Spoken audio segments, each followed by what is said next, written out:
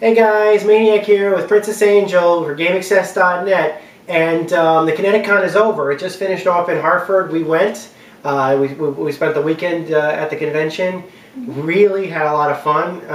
What'd you think of it? Well, I thought it was actually pretty fun. Like, I've never been to one of those before, so it's an interesting experience for me. I mean, it's basically like any other convention when it boils down to it. It's just basically people dress up, and you can buy things, but it's really easier to buy them on the last day because then people are like, please take my stuff.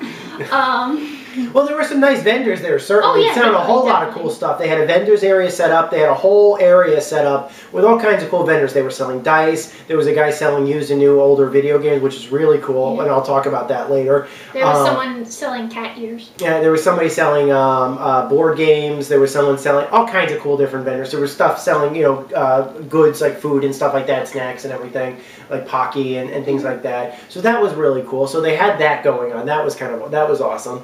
There was a gaming area set up where they had the Xboxes, the arcade cabinet set up, a couple PlayStations too. They were running tournaments. That was fun. We played Gears of War 3 together, which I wasn't really good at. You were good. You for a person who had never played any Gears of War game before, you did just fine, I thought.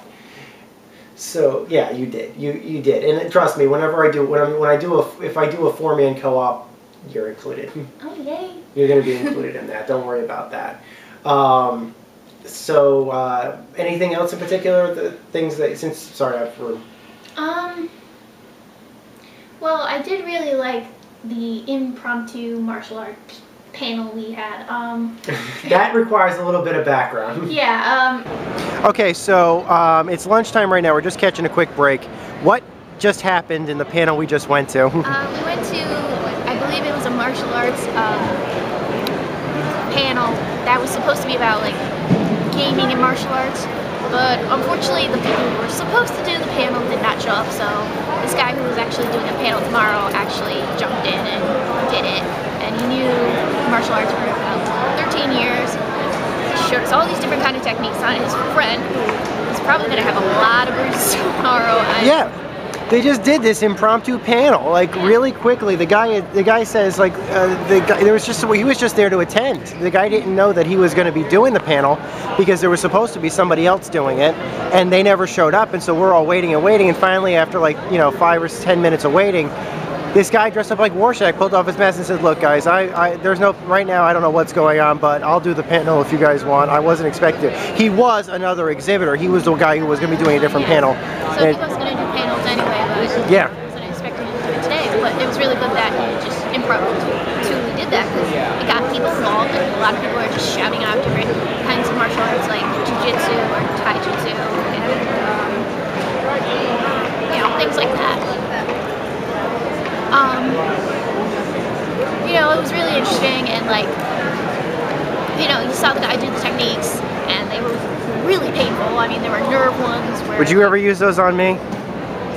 Not unless you make me really mad. Which would be very rare, and if I could remember those just by watching them, you should be scared, because I don't think I will be able to.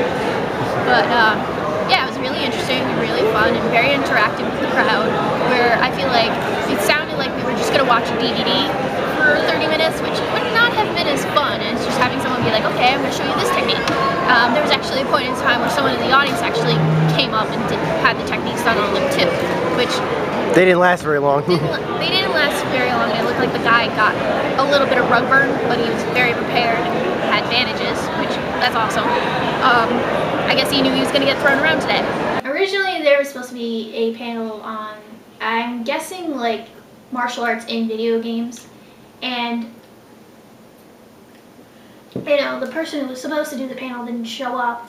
So this guy who was doing other panels, like, the next day, who was a martial arts expert for about 13 years, he stood up and he's like, would anybody care if I, did this one, because I'm doing like 2 more tomorrow. And we said yeah. Yeah, we were, okay with it. And this guy practically, guy showed us how to. Oh yeah. Yeah, there was some serious things to do with pens you know, nerve points. Yeah, nerve points, different types of, you know, martial arts, you know, taekwondo, taijutsu, tai chi, which surprisingly, yes. It's used to break ribs. Yes.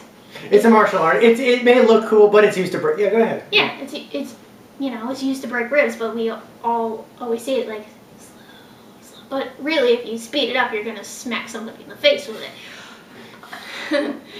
Okay. In other news, don't want to be so close to. No, I'm just kidding. Like I never use it. Yeah. So that was a cool panel, but really, you want to just kind of rewind a bit, talk about the beginning, kind of like how it started off. We got there on Friday morning, and right now I'm probably going to be showing a clip of me getting up, what it was like in Friday morning. Hey gamers, it's Princess Angel with Maniac. We're on our way to the convention. Thanks for filming, I appreciate it. Yeah, no problem.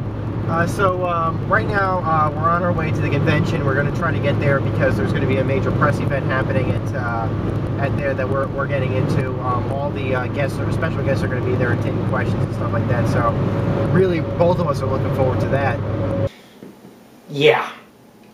I'm not a morning person, but we got there early because the show started. They were starting to take badges at around 8 o'clock in the morning, which is when they started taking when they had the press areas open, and then they did at 9:45 the panels, one of which that have already been posted up on the channel, and you can check out where we did interviews with Jim Cummings, a lot of the voice actors like Carlos Ferro, Amanda Wynn Lee, I think. Just a bunch of people. And then, of course, they also did the webcomics panel, which was a lot of fun. And then they did web celebrities, which was Doug Walker, Takahata 101, Lanny Pator, and many others. I can't remember. Team 4-Star. Team 4-Star, that's it, yeah. And that was great. Those were great panels. And we got exclusive access to those. And some of those are going to be on the YouTube channel already. I think, are you planning on putting some of those on your YouTube channel? I might, but, you know, that depends on how, like, jumpy the footage is. Because I did look at the footage I did get of the press panel with Doug and all them. And I did ask a question, and, well, let's just say when it got to the question and the answer, even though the answer was very funny, you could see me jolting up the camera, and yeah, it wasn't a good shot. I don't think they're going to mind that much. I kept a look at your shots. You pretty much kept everything in frame. Yeah, try it. You know, it's fine. Yeah. Other things that we thought were really fun that they decided to do that were quite popular. First off, I want to talk about the venue. The venue was fantastic. The Connecticut Convention Center. Beautiful, great, totally perfect and appropriate for what they were using for. Yeah, there wasn't a square inch of that place that wasn't used. Yes, and it was all used appropriately. Trust me, the panel rooms, the exhibit areas that they had set up, all the space was all used properly. There was not a single concern. There were a lot of people there, certainly, but I never once felt like this is too cramped. Or there's just, you know, that the crowds actually, you know, affected anything. Because it did. The way that they organized everything, and the way that the rooms were organized, the way the panels were organized, and the way that the con was organized with that space was perfect. And I got to give props to the convention organizers for that one. Because, trust me, I've been to conventions where basically large crowds, even in large venues, would ruin an event because it was badly designed. In this case, that was not even an issue. So props to them for that. I gotta appreciate it. It looked like everybody was having a blast. Yeah. It really did. Yeah, it definitely did. And, you know, they made their best to make sure that, like, nobody was blocking an aisle. Because I know I've been to, you know, car shows and things like that where you'll go and people are looking at things and then the aisle's blocked. You know, either people standing around or whatnot. I mean, there was a little bit of that, but not, you know, not to a point where it's like, excuse me, excuse me, I need to get by. But, you know, it was good. They definitely made sure that, you know, there was, you know, a lot of aisle space so you could walk through easily, and, you know, if anybody was in line for, like, autographs or things like that, that they were at least to one side or another of the hallways. So yeah, and the halls were big enough that you could actually have an autograph signing. Like, Jim Cummings had a huge autograph signing over there. That was, you know, huge. And it never affected anything because the halls were so big that you could just literally they kept it off to the side, and it did not impede the flow of traffic.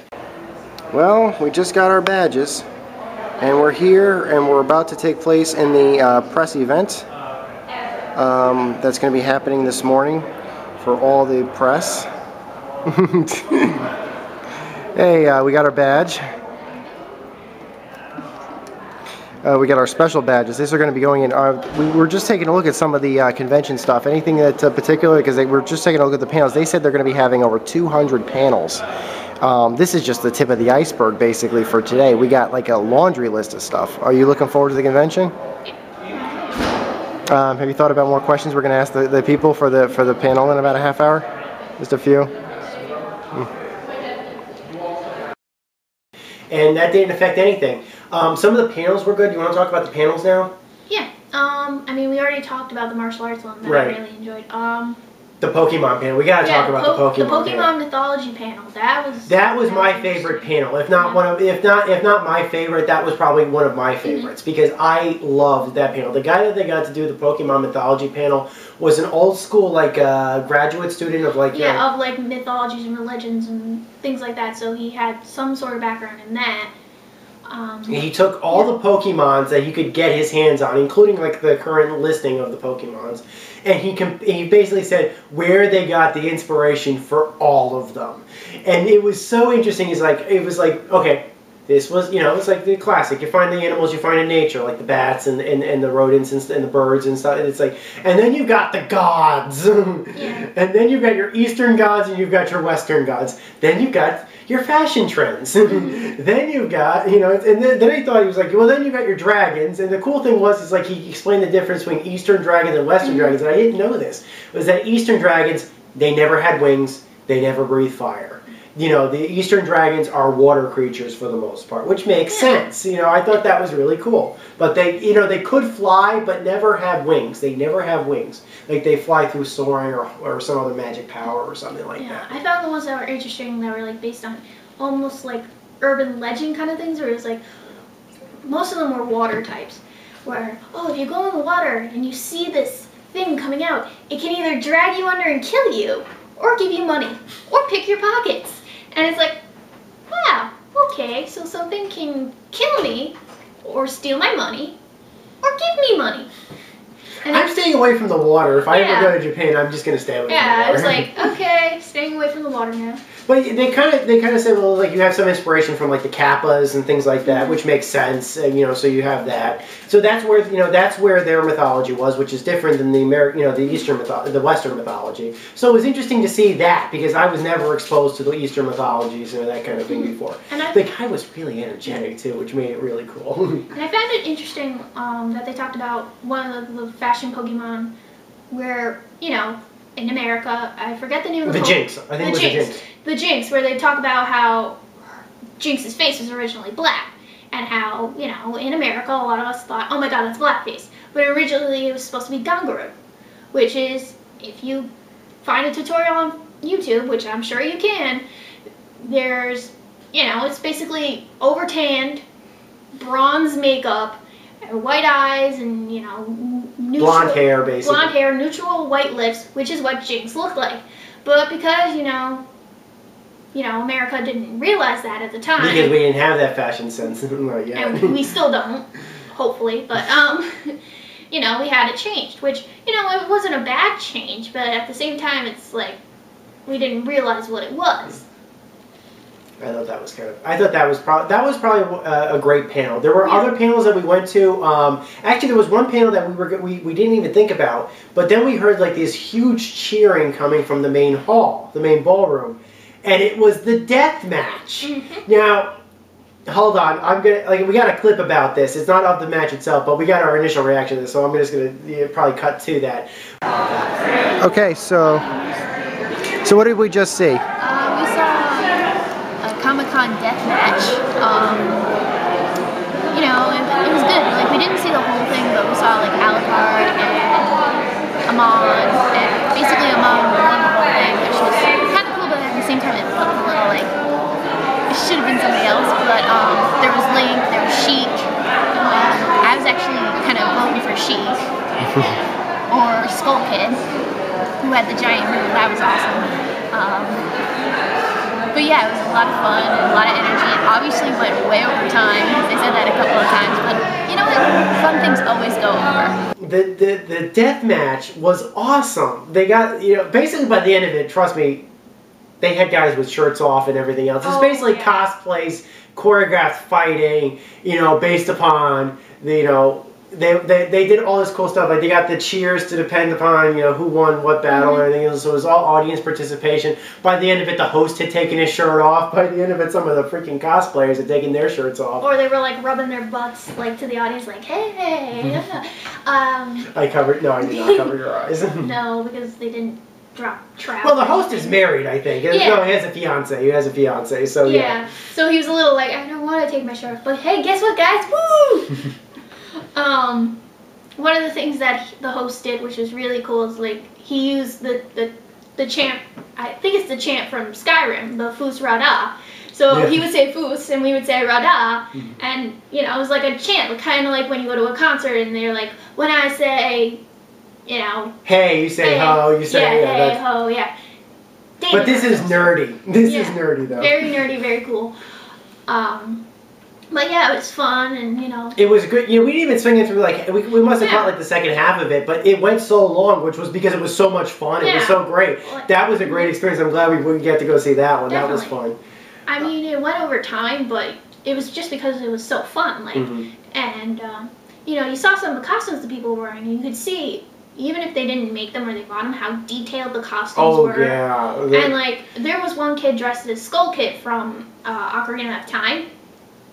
And yeah, he had the skull. He had and the big. He had the giant moon made out of like a bouncy ball because it was bouncing all over the place, and he actually used it to defeat it. Yeah, he'd like literally just like bowl it over to them, and it would crush them instantaneously, and they would fall over and die and become a zombie. And then there was. I think the big favorite everybody liked was Alucard. That was the big favorite, and they actually at one point made him do a rock paper scissors. And 1, 2, 3, shoot! And instead of putting it, he rolled up his pistol. Yeah. You said shoot. And you know, it was a lot of fun, and it was a cool thing to do, and it was one of the few panels we went into. We're like, what's going on in there? Yeah. Yeah, definitely. There was a panel that we went on that I thought was I kind of thought originally was interesting, but it was not what I expected. And that was going to be the Star Trek and feminism. I kind of thought that they were going to be talking about that panel was all right. It wasn't great, but that was an interesting panel. But it was interesting in a different way than I expected. I thought when they talked about the Star Trek and feminism panel, they were going to talk about things like Angel 1 and the Next Generation, or the original series, the girls wearing miniskirts. And actually, he spent the entire time, and I'm going to have a clip about this. I don't know if I've already played it, but I'm going to cut in a clip of this of our reactions. And then earlier in the day, we saw the Star Trek feminism kind of panel, which was good. Also had some good like commentary from the audience. I do think they needed more to help push the topic, like maybe giving specific topics that the audience could ask questions about, instead of just like saying, oh, you can ask questions, and then rearing off in many directions. He basically talked about the Klingons. So the whole time. Yeah. And there was a lot of, you know... That was a tougher panel to deal with because they had problems with the audio, and the guy couldn't project very well, and there was actually a problem. Was like there was a revolving door. The panel was actually really popular. A lot of people, it filled up, and so people were leaving, and people were coming in, people were leaving, and it was tough to hear the guy talking with all the people leaving and coming in. Yeah, we were sitting in the back, so at first the guy wasn't projecting his voice, so somebody else in the audience had to say, could you speak up? Speak up, I can't hear you. We can't hear you. And he did, but yeah, it was still very tough to hear him. I mean, it was good because they had a good amount of audience participation, but at the same time, it felt like they were very stuck on the Klingon thing, where I think if, you know, they gave us topics and then said, okay, what are your thoughts on this, guys? And, you know. Yeah, you talk about Worf and B'Elanna Torres, basically. I'm like, that was what the panel was. Now, don't get me wrong, it promoted a few things and things like that, and I got to say my piece about the Spartans and everything else because it's certainly clear and relevant. But for the most part, that was not one of my favorite panels, though. No. But there was another panel we went to later on in the day that we absolutely loved. And that was another one that I was interested in. I sent some emails about that one. And that was about, it was titled Meanwhile at the Skywalker Ranch, and that was the one about the life of George Lucas. And that was done by a girl in a wedding dress, cosplaying in a wedding dress. Which I actually thought maybe she was cosplaying as Mary Jane from Spider-Man when Mary Jane and Spider-Man are getting married. I don't know. I thought that was a little obscure, but that's just me.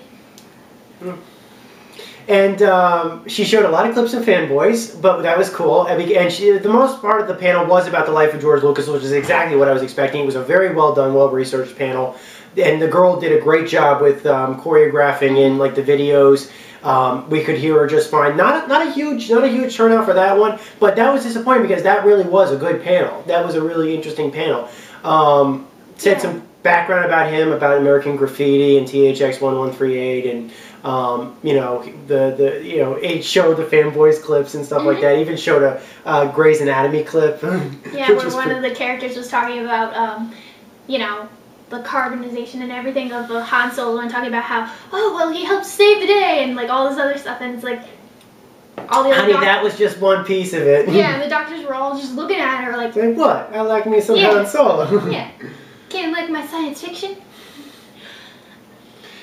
So you're going to leave me for Harrison Ford, is that it? No.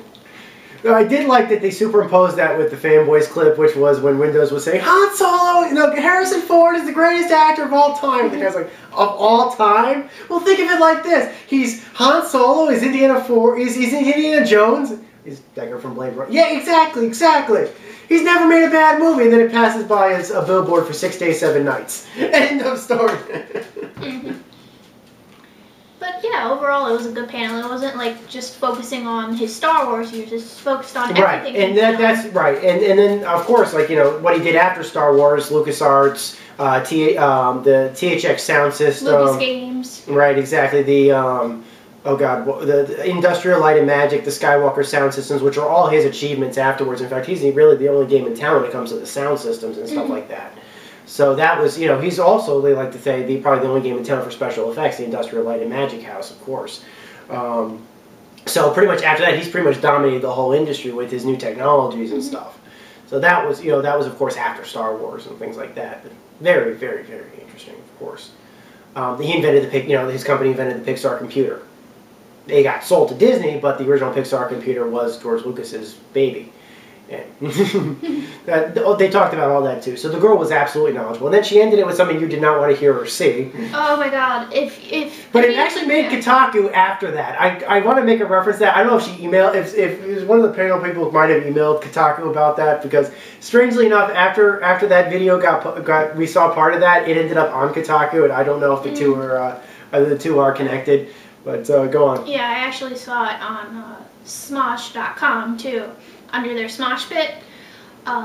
It was a rendition of Call Me Maybe using lines from Star Wars. Yeah, they intercut like bits from all the movies and everything else. I just didn't like it. I liked it because they included one of the Chewie growls in the scene. I thought that was pretty good. I highly doubt Chewie was ever saying "ripped jeans" in Star Wars, but I didn't like it because I don't like that song. You never know what he was saying. Han Solo did. Luke Skywalker probably did occasionally. No, I think it was explained in those movies because I love that about Chewie, and I thought it worked really well.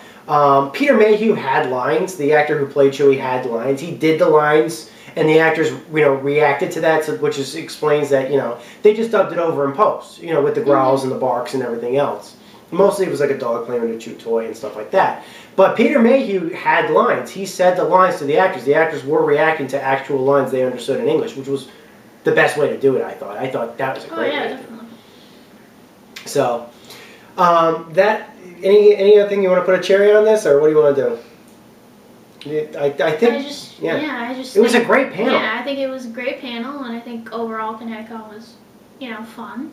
Yeah, it was a great experience, and I'd never been to a ConnectiCon either, and this was my first one. And the reason why I'd never gone to any previous ones, even though I was aware of them, was for two reasons. One, financial reasons, or two, I'd be working, and so I would either not have the money to go, or I'd be making the money to go, but I'd be working or something along those lines. That was what my summers would usually be like. In this case, I really want to thank all the convention organizers. Paul, I can't pronounce your last name, Paul, I'm very sorry. But Paul, I really want to thank you guys. You were fantastic. So welcoming, such wonderful people. I would be more than, we had a great time. Favorite time? What do you think was your favorite time? What was your favorite panel? Did you have a favorite panel? Or I honestly probably would say those opening bits that we got into, the press panels and stuff like that. Yeah, those were probably my favorite, my favorite times. And I really want to thank them for those were special times that were done. just for us and a few other people in the organizations. They had, because by the end of the day, like on Saturday, for example, Doug Walker had that guy with the glasses panel, and it was fantastic from what I heard. But it was a 2-hour line. Yeah, it was a 2-hour line. That line was formed. Now, don't get me wrong. There's nothing wrong with that. Well, we wanted to do like other panels and stuff like that. Like we did the Skywalker panel and we did other things. So we didn't get a chance to see that panel. But we heard good things about it, of course. And yeah, I'm glad that you gave this fans. There was also the Pokemon Abridged panel, which we did not get a chance to see because that was kind of late. The John St. John panel. Yeah. Those were awesome. Those were just fantastic and things like that. People were waiting late for those. Those were cool because John St. John's panel was at like 10:30 to 11:30. The Pokemon Abridged panel was 9:30 to 10:30 or something like 8:30 to 9:30 or 9:30. I can't remember exactly, but it was on that Saturday. And those people were really nice. I remember meeting them at the ConnectiCon, and they were just a great bunch of people. I've been watching Pokemon Bridge. It's really funny. If you haven't seen it, check out youtube.com/OneKidsEntertainment. Funny people, really nice. So that's really our thoughts about it. It was a great experience. Would you like to do it again next year? Oh yeah, definitely. Yeah. If we have the chance to do it next year, we would love to come. Yeah, just great experience. Hope you guys enjoyed all the content that we posted up. I think we're probably going to do a bit more of it, but this was like our big wrap-up thoughts about the panel and the events. And I just want to thank you guys for watching, and I'd like to thank again the ConnectiCon organizers, their staff, for a phenomenal con. Great. You guys really knew it. You guys really had a great con. It was so much fun. We had a blast. So until next time, guys, this is Maniac and Princess Angel. Over and out. Take care.